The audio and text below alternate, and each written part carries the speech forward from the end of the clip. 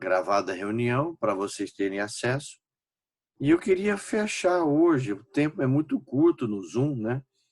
É rápido demais, não dá quase para a gente conversar, mas nós estamos numa sequência do conteúdo programático que vocês não podem perder, né? Na aula passada, no encontro que a gente teve, assim, foi rápido, foi até bom, teve poucos alunos, mas acho que deu. E semana passada também deixei vídeo, né? 2 vídeos para vocês, vídeo aula. E a minha fala de hoje é uma complementação do vídeo aula e também sequência, né, do nosso conteúdo. Aí você me pergunta, e onde é que está esse conteúdo? O conteúdo que eu estou seguindo são aqueles slides que estão lá no Liceu, que eu sempre posto, que eu sempre coloco em sala, nas aulas presenciais, projetava, ele está todo lá. O que eu anexei hoje foi um que eu fiz agora, recente, fiz uma adequação para analisar os principais benefícios, dando uma visão do como eles eram e como que eles ficaram com a reforma. Então, foi um esforço grande aí que eu tentei fazer, né? Para a gente ter um pouco a ideia de como que isso ficou, né? Houve uma modificação grande. Como complemento dessa informação, também está no Liceu aquele ofício circular que eu deixei lá para vocês do INSS. No final do ano passado, logo após a reforma, o INSS publicou um ofício circular, ele se posicionando como que ficaram os benefícios do regime geral diante da reforma previdenciária. Então,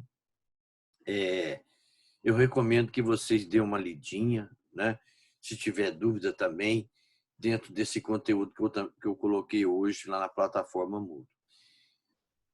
Em relação aos dependentes, eu fiz a introdução no encontro da semana passada.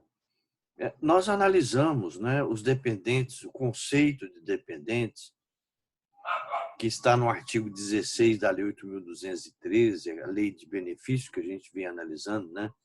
Falamos do conceito, da classificação e alguns aspectos importantes que dos dependentes previdenciários que a gente não pode deixar de destacar é que o legislador ordinário, quando ele traça o perfil dos dependentes previdenciários do regime geral, ele busca um pouco da ideia de relação familiar, consanguínea, do direito de família, mas ele faz um desenho dele, né, para atender uma relação jurídica específica, que é a relação previdenciária. Essa questão dos dependentes é muito emblemática, porque envolve aí, envolve direito de família, envolve guarda, envolve tutela, envolve a questão de alimentos, né? Envolve a, a, a, o divórcio, né? O rompimento do vínculo, relações extraconjugais. Então, é um negócio esquisito, e, porque direito de família é complicado, né? E vai desembocar aonde? Na pensão por morte, porque os dependentes eles têm direito basicamente a dois benefícios: a pensão por morte e o auxílio reclusão. Aí o legislador, no artigo 16, ele coloca 3 classes de dependentes. Foi isso que eu falei na aula passada, né?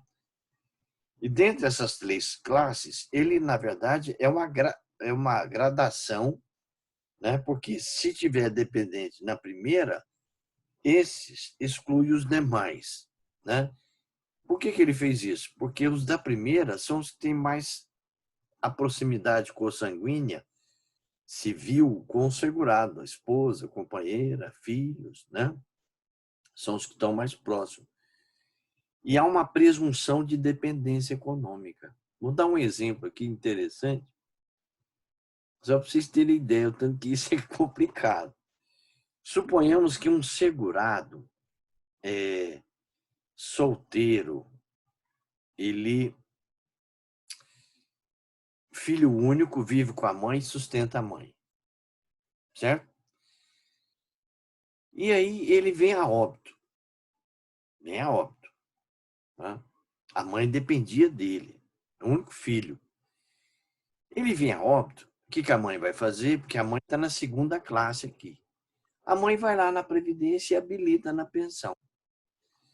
Mas aí aparece uma pessoa que ele nunca falou para a mãe, companheira dele, né?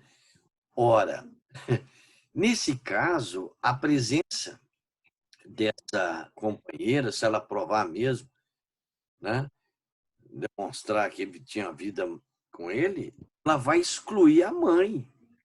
A pensão não vai ser dividida com as duas, porque a companheira está na primeira classe. Então exclui a mãe Não, mas eu não posso da obrigar pensão por ele. morte. Eu Tá? vou no vídeo eu participando e eu com os meninos. Oi. Oi, pessoal. Esforço, a palavra de Deus é que esforça, menino. Pergunta se você não está preocupado com a menina dele. Vocês estão me ouvindo aí? Eu estou ouvindo alguém falar. Não tem. Não houve decisão. Rodrigo. Nem haverá lamentação por eles. Deus não vai deixar que... Gente, tem algo ligado aí atrapalhando. Nem haverá lamentação por eles. É o Rodrigo? É o Rodrigo? Caralho, quem que é? Não tem. Não houve decisão. Oi. Não tem. Não houve Oi, pessoal. Aí. Bom, vocês estão me ouvindo, né? Então, muito bem. Então, eu estava falando, acho que é o do Rodrigo Saraiva que estava interferindo aqui. Eu tive que tirar o áudio dele aí para poder não atrapalhar a minha fala. Vocês estão me escutando, né? Então, eu dei um exemplo clássico, né? Por que o legislador colocou esses dependentes da primeira classe, segunda, né, e terceira classe? Esse exemplo que eu dei está muito claro que a mãe, né, habilitou na pensão, mas como tinha uma companheira que apareceu depois, habilitação tardia, ela vai excluir a mãe, porque a mãe está na segunda classe. Não vão dividir a pensão. Então, o legislador fez o desenho, né, dessa dependência com base, né, no critério de excludência, né, e de dependência econômica presumida. Para os que estão na primeira classe, exclui os demais se existirem. E os da primeira classe não precisam fazer prova de dependência econômica, porque ela é presumida. Tá? Então, é mais ou menos esse o desenho que ele dá. Uma outra questão que gera muita polêmica, né? Estou dando exemplos para vocês verem o tanto que essa parte é emblemática. O segurado que é casado tem outra mulher fora do casamento, se ele vem a óbito e ela provar, essa que vivia de forma extraconjugal com ele, prova que ele não tem vida marital, ela habilita na pensão, vai ter que dividir com né, com a esposa. Isso pode acontecer, ela tem que fazer prova que havia separação de fato, né? Outra questão também interessante é da mulher que divorcia, né?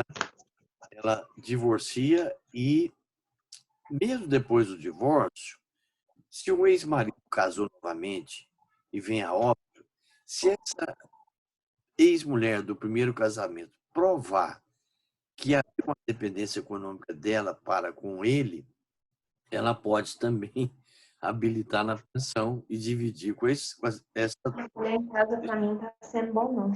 Tá essa sendo bom pela segunda esposa, tá? informação.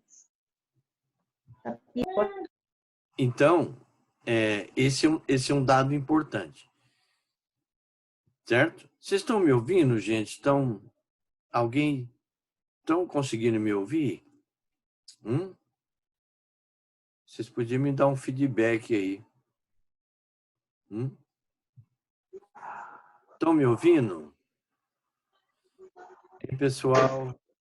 Vocês tinham que largar essa moleira. A Weslaine. Que mais? Só Dá você, aula. Weslaine? Deixa a gente em paz. Tem um som passando aí. Quando o juízo de Deus chega, gente, é perturbação fora. Vamos lá, então. Vamos prosseguir.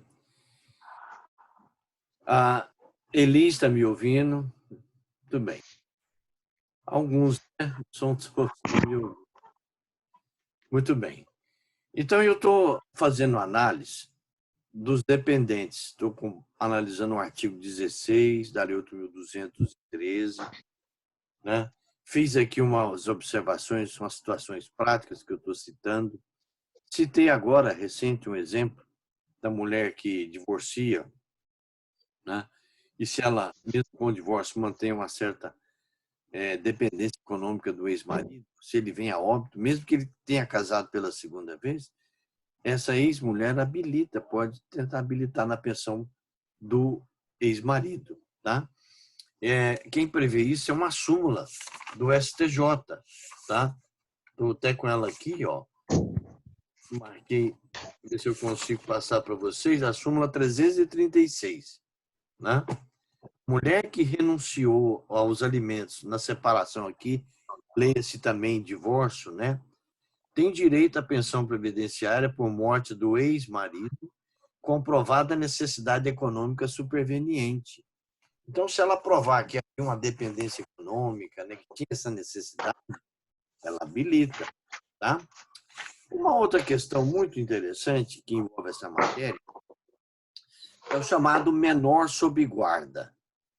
Por alguns anos atrás, há muitos anos, a legislação previdenciária previa que o menor sob guarda podia habilitar na pensão da pessoa que ele estava sob a guarda, que tinha a guarda desse menor. Então, colocavam ele como dependente e, vindo a óbito, ele habilitava na pensão. Esse instituto foi muito mal utilizado, foi muito mal utilizado para fraude, né? Antigamente, as pensões, né, eram muito altas no âmbito do regime próprio, por exemplo. Então, falecia um funcionário público de alto escalão, de carreira, e tinha um neto que estava sob a guarda dele, e o neto habilitava na pensão, né? Então, a Previdência revogou, ou melhor, ela, numa revisão, né, legislativa, o governo conseguiu, né, revogar esse artigo antigo, a inclusão do menor sob guarda na relação de dependentes. E é interessante que, no caso da tutela, já é diferente. O menor tutelado é dependente do segurado, né? Só que ele tem que fazer prova de independência econômica. Quem é o menor tutelado? Não sei se vocês estudaram, veja bem, vocês estudaram em direito civil os institutos da tutela, né? Estudaram também da guarda e da curatela. Das três, hoje, o direito previdenciário contempla a tutela. E tem diferença de um para outro? Tem, gente. Diferença, né? Tem diferença de um para outro. No caso do menor sob guarda, vou ler aqui para vocês a tutela. Não sei se vocês estão lembrados, mas vocês devem ter visto, né? Devem ter estudado o conceito de tutela. Olha só, eu estou com esse autor aqui e ele traz de forma bem sintética os três conceitos. Lembrando que o direito previdenciário hoje contempla a tutela. Diz assim, ó, a tutela é um encargo conferido a uma pessoa civilmente capaz a fim de que gerencie a vida pessoal e patrimonial de menor incapaz, sobre o qual não se exerça o poder familiar. O artigo 1728 do Código Civil dispõe que os filhos menores são postos em tutela com o falecimento dos pais, ou sendo estes considerados ausentes, e em caso dos pais decaírem do poder familiar. Então, a tutela ocorre no falecimento dos pais, quando os pais estão ausentes, quando decaírem do poder familiar, aí existe a tutela. Aí, nesse caso, o menor tutelado, ele habilita como dependente do segurado. A guarda, não. A guarda foi objeto de muita discussão, mesmo depois da revogação, na lei previdenciária, a jurisprudência é divergente, mas tem um posicionamento bem forte, entendendo que a guarda, o menor sob guarda, tem direito à pensão previdenciária, né, de quem detinha a guarda desse menor. Agora, com a reforma previdenciária, ela faz referência e radicalmente ela corta a figura do menor sob guarda. Mas eu vou ler o conceito de guarda para vocês, é bem diferente da tutela. Diz assim, ó, a guarda é relação típica de poder familiar, a qual poderá ser concedida a terceiro como tutor ou alguém que não exerça a tutela, como é o caso da guarda provisória no processo de adoção. Pode ocorrer a hipótese de os pais deterem o poder familiar, quer dizer, a criança tem pai, esses pais têm poder familiar, e a guarda ser atribuída a um terceiro, às vezes por vontade dos próprios pais. A quem? Aos avós, aos tios. Então era muito comum, né? Um funcionário público, um desembargador, um funcionário, né, de carreira, magistrado, Ministério Público, um neto, você põe a guarda, né, no óbito, ele, menor, habilita, né, na pensão por morte. Às vezes, essa pessoa, os filhos já são maiores, né? Então, pega o neto e põe sob guarda. Então, isso deu muita confusão, muita fraude também. Foi por isso que a Previdência passou a tesoura. Esse autor destaca que a emenda constitucional número 103, no parágrafo 6º do artigo 23, dispõe que se equiparam a filho para fins de recebimento de pensão por morte exclusivamente o enteado e o menor tutelado, desde que comprovada a dependência econômica. Aqui o texto deixa claramente a exclusão do menor sob guarda. Então, o texto não contempla constitucional, previdenciário, ele não contempla o menor sob guarda. Então, um outro ponto também muito importante, a gente pode destacar para nós fecharmos essa questão dos dependentes, é sobre a emancipação, né? No caso de emancipação, o Código Civil, no artigo 5º, fala, né, de emancipação. No caso, por exemplo, de grau superior, colação de grau superior, vínculo empregatício, né, casamento, estabelecimento de empresa, né, atividade empresarial, constituição de uma sociedade. Nesse caso, eu faço uma observação desse autor muito válida, interessante, que, embora, por exemplo, um filho menor, porque a maioridade previdenciária vai até 21 anos de idade, né? Completou 21 anos, acabou. A Previdência comunica, né? E se ele, sem que a Previdência tenha comunicado, se ele continuar recebendo, ele sofre um processo administrativo. Ele sofre um processo administrativo e é obrigado a... Ele sofre um processo administrativo e é obrigado a restituir os valores que ele recebeu depois que ele completou 21 anos, né? Isso é muito comum.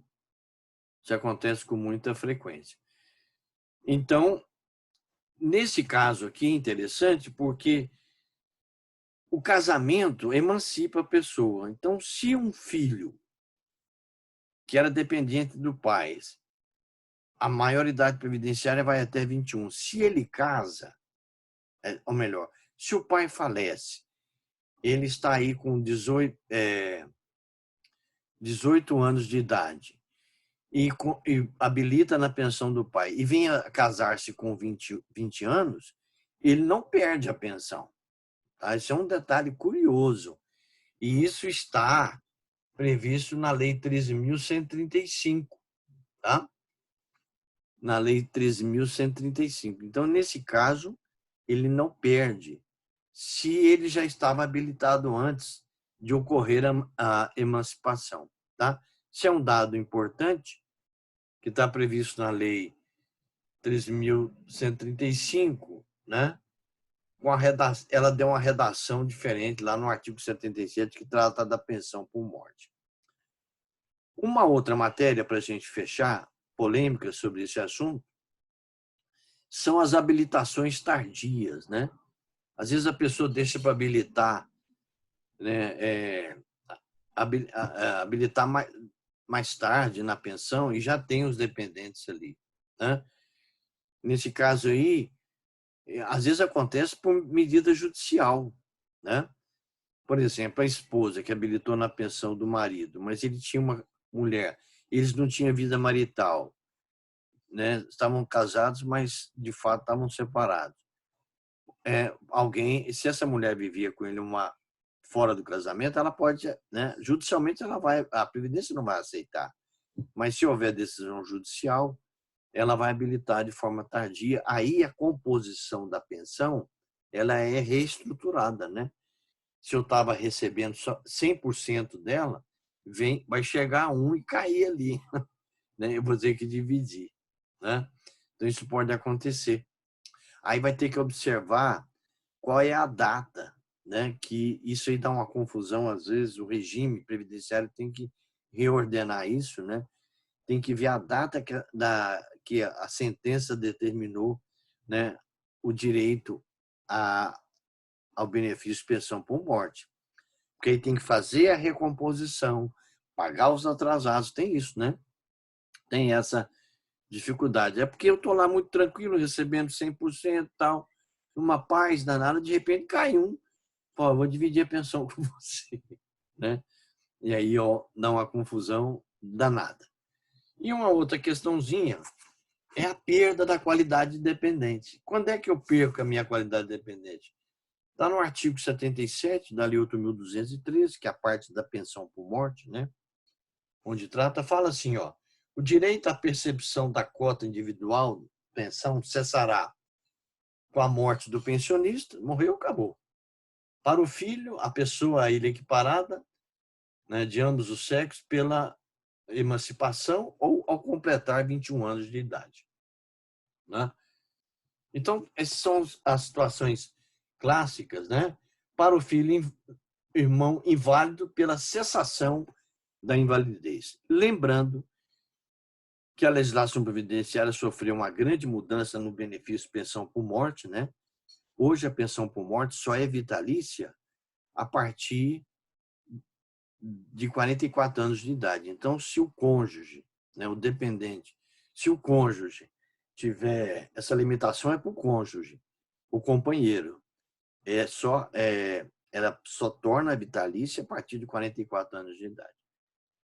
Abaixo dessa idade, existe aqui, o legislador estabeleceu um critério de tempo de gozo do benefício de pensão por morte. Então, se a pessoa viúva muito novinha, né, vai receber um período curto a pensão por morte. Por que ele fez isso? Fez isso pensando, né, no equilíbrio financeiro e atorial do sistema. Se uma pessoa é nova, recebe uma pensão, né, vitalícia, ela tem capacidade para trabalhar, né? Então ela vai receber um período curto. Isso já se faz em outros países, né? Na Europa tem países que não, para habilitar uma pensão, né, esse critério já é utilizado. Então não é nada assim absurdo, limitar o tempo de gozo, de usufruto da pensão de acordo com a faixa etária, né? Eu acho que a pessoa acima de 44 anos já caminha, né? Por que isso? Porque das dificuldades da vida, né? Trabalho, se ficar desempregado, dificilmente vai voltar ao mercado de trabalho rápido, ou tem, né, alguma uma dificuldade física, vai, né? A partir dessa idade. Então, a partir de 44 anos. Eu advoguei para uma senhora numa situação muito curiosa, né? E ela ficou viúva, pediu a pensão previdenciária no INSS, negaram. Nós entramos com a ação, ela recebeu. O juiz foi deferida o benefício, tudo ela está recebendo. E eu tive com ela esses dias, ela perguntou, doutor, por quanto tempo eu vou receber a minha pensão? Eu falei, você já tem, ela está com 52, 53, vitalício, né? A partir de 44 anos é vitalício. Tá bom? Isso está na lei, no artigo 77 da Lei 8.213, de 1991. Gente, então, de maneira sintética, bem, assim, pensando no que a gente tinha, no que eu planejei falar para você hoje, para fechar essa parte dos dependentes. Eu vou gravar essa fala minha lá na plataforma Moodle, né? E eu estou pensando em aumentar o tempo da minha permanência no Zoom, porque é até mais fácil, né? A gente tem a aula aqui, depois eu gravo lá, vocês leem, dá um reforço, né? Não vai dar tempo de nós entrarmos hoje na questão dos slides que eu deixei lá na plataforma, né, para vocês, sobre as prestações, porque nós vamos iniciar. Esse é um item que está lá está aqui, ó, dos benefícios e serviços, né? São prestações. Na verdade, benefícios e serviços são as prestações previdenciárias. Aí a gente vai ver o conceito, classificação. Lá, hoje, eu deixei para vocês a classificação das prestações. O conceito a gente vai ver, né? Não vai dar tempo aqui, porque o tempo vai esgotando, né? Mas no slide que eu deixei para vocês, tem lá o conceito de prestações previdenciárias. Prestações é gênero, né? E benefícios e serviços são espécies das prestações previdenciárias. Benefício é uma prestação pecuniária, né? Quando ocorre um evento, morte, pensão por morte, capacidade temporária, auxílio-doença, invalidez, aposentadoria por invalidez, idade avançada, aposentadoria por idade, maternidade, licença maternidade. Então, esse é um conceito, essa ideia, né, de benefício. É um valor pecuniário ocorrendo um evento que me impede o exercício de uma atividade. Essa reunião será finalizada em 10 minutinhos. Bom, eu queria abrir aqui para perguntas, né? O que vocês querem perguntar para mim? Pode ser? Hein, gente? Alguma dúvida aí? Hein, pessoal? Dúvida? Vocês controlam aí a entrada? É para ativar. Hein, pessoal?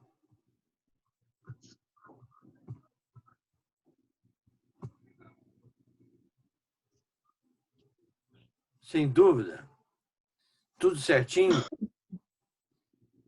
Querem perguntar sobre a questão dos dependentes? Entenderam mais ou menos o que a gente conseguiu aqui explanar? Tudo tranquilo? Luciana, tudo bem, Luciana? Laura, Rodrigo. Aqui eu só vejo a foto de vocês, né? Não sei se vocês estão me ouvindo ou não, né? Tá tudo certo? Tudo bem, professor. Tudo bem? Tudo certo. Tudo bem. Deu para você acompanhar? Deu sim. A Jennifer, o Slaine, Maria Clara. Nós vamos fazer a prova, gente, com base nesse conteúdo, tá? Ele é importante, está sendo colocado para vocês, está sendo registrado, né, no sistema acadêmico. Eu vou ver, nós vamos ter um próximo encontro, ele vai ser mais amplo, eu vou ver se eu aumento o tempo do Zoom para vocês assistirem, né? Que eu vou comentar com vocês esse slide que eu deixei sobre as prestações. O que que eu fiz ali? Eu coloquei os principais benefícios e a mudança que a lei previdenciária, a reforma atual, a emenda 103, fez em cada um. Então, me deu um trabalho danado fazer essa inserção. Eu venho trabalhando uns dias, né? Então, a tentativa da gente analisar dentro de cada benefício, auxílio doença, aposentadoria por invalidez, a aposentadoria por idade, né? Aí a gente vai falando de cada uma. E eu falei também que lá no Liceu tem aquele ofício circular do INSS, que quando, em dezembro, logo após a reforma, ele publicou um ofício estabelecendo o entendimento dele como que os benefícios previdenciários ficaram desenhados, né? Por isso que é importante ter acesso também a esse conteúdo, tá? Uma coisa liga com a outra, né? Vocês sempre, mas o professor está falando isso aqui, mas tem lá no Liceu, eu deixei esse conteúdo para vocês. Então, vocês têm tudo na mão, né? Assim, bem colocado. Os slides estão parecendo aqueles quadrinhos de conversa, parece aquelas letrinhas de gibi, né? Tudo certinho. Cada quadrinho explicando benefício por benefício, tá? Eu tentei colocar muita coisa, muita informação para vocês terem, tá bom? Alguma dúvida, porque o tempo nosso está acabando. Eu queria despedir de vocês. Vai ter, né? O próximo encontro vai ser maior. Avise os meninos, avise os colegas que eu vou aumentar o tempo de uso do Zoom, tá? A gente aumenta aí para um tempo maior, que eu possa colocar o conteúdo que eu deixei para vocês hoje na plataforma. Combinado, garotos? Combinado. A Ana Estival. Tudo bem, Ana? Aqui tem o bate-papo, né? Tem Tudo bem, professor? Você tá boa, querida? Tudo bem? Tô bem, viu, professor? Tô com saudade dessas aulas presencial, viu? Porque Eu tá também complicado. tô. Tá difícil. Eu acho que a gente volta em maio. Tenho a impressão que nós vamos até o dia 30 nessa situação. Acho que a partir de maio, possivelmente, a gente retorna, né? Deus abençoe. Eu não estou suportando isso mais também. Isso está muito chato, assim, né? Não que a gente não está conseguindo, né, ter continuidade, mas não tem amplitude, né?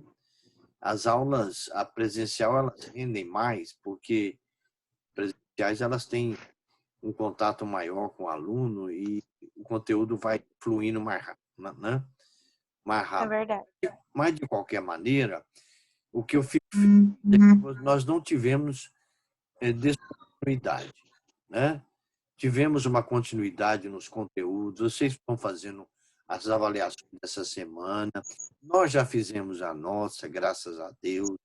Então, como vocês estão formando, as coisas têm que caminhar para um fechamento, né, de todo o conteúdo e vocês, ao final do semestre, terminamos, apesar desse inferno, desse vírus, a gente conseguiu passar por isso e, graças a Deus, estamos aqui, final de jornada. Não é isso? Hein, gente? É verdade. Olha, um abraço para vocês, um bom fim de semana. Fica, então, nosso próxima quinta-feira à noite, tá certo? Ok? Ok, professor. Ok. Tá? Um beijo para todas, um abraço para os garotos. Um abraço. Com Deus. Você também. Eu vou deixar esse conteúdo trabalhado hoje na plataforma também, viu? Ok? Tá ok. Um abraço. Fiquem com Deus. Tá? Amém. Abraço. Com Deus também. Um abraço.